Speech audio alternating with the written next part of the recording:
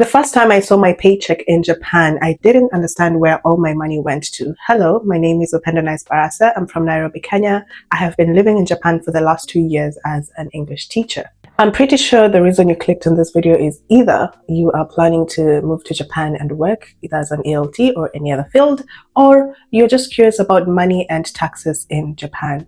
Well, you are at the right place. Today, I'm going to break that down, starting off with the most, I would say, inconsistent tax that foreigners pay in Japan, which is the residence tax. So what is the residence tax? Basically, this is tax that you pay to your city office, and it is usually calculated based on your previous earnings of the previous year. So basically, if you are new in Japan, in your first year, you won't pay the residence tax. However, on your second year, June of, let's say you came to Japan in 2021, June, you'll receive a paycheck of your residence tax. In my case, I paid a total of 46,000 yen.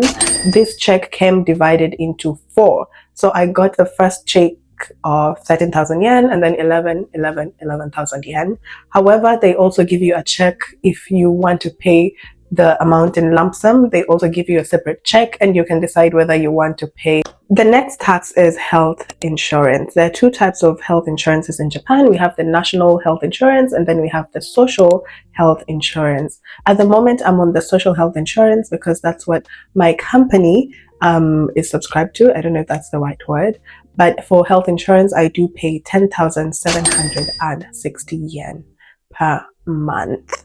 If you are under the national health insurance or social health insurance, your pension will also be deducted by the same insurance, if that makes sense. And in pension, I pay a total amount of 20,000 yen.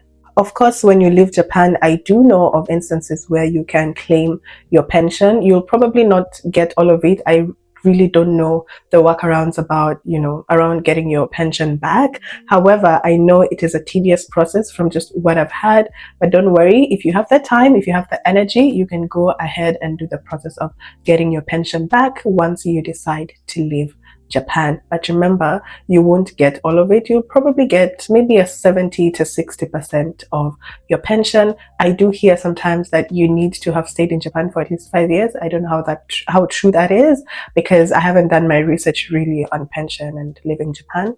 But the general rule is if you apply, you can get some of it back. We do have the employment insurance, which is like the cheapest, and for that I pay 1,269 yen. I think that's literally under $10, I would say, or under 15 US dollars. The last tax that I pay is the income tax, which is 3,550 yen. So in total, I pay roughly around 36,000 yen every month in taxes. That is minus residence tax, because residence tax is not taxed monthly, but yearly. Towards the end of the year, this is something that I noticed last year and this year. The Japanese companies, usually when they tax you, they do like a rough estimate.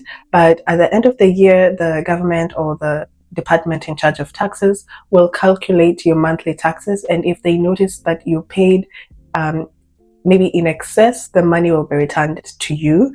I think last year I got 20,000 yen back, and that was sent around maybe June, July of 2025. And then at the end of 2025 as well, I got another amount back, which was around 17,000 yen, or just a little under 20,000 yen. So that's another good side of Japan, which really surprised me because they're so loyal. I mean, they're so honest. If you overpaid your tax, they give it back to you. Could never happen in Kenya.